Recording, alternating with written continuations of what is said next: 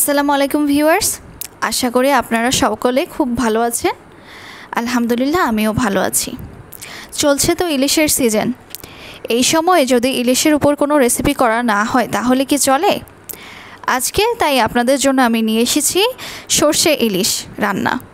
তো চলুন শুরু করে দেওয়া যাক।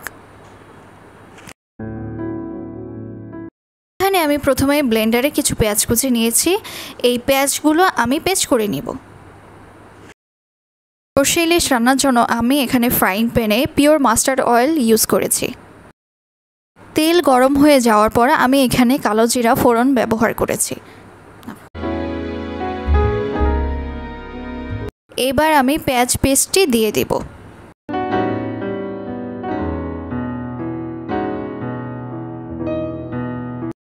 স্বাদ মতো লবণ, হলুদের গুঁড়া, জিরা গুঁড়া, লাল মরিচের গুঁড়া। এবার এই মশলাগুলো ভালো করে কষিয়ে নিতে হবে।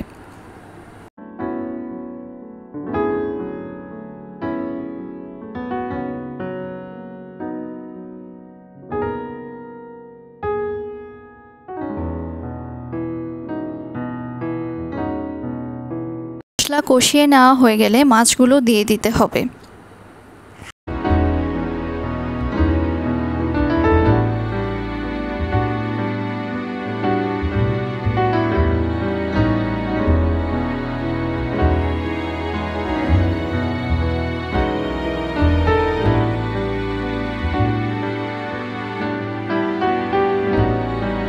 সরিষা ও কাঁচা মরিচ আগে থেকে ভিজিয়ে রেখেছিলাম, এগুলো এবার আমি পেস্ট করে নিব। পেস্ট করা সরিষা ও কাঁচা মরিচ এভাবে আমি মাছের মধ্যে দিয়ে দিব। এবার মিডিয়াম আঁচে আমি এই সরষে ইলিশ রান্না করে নেব।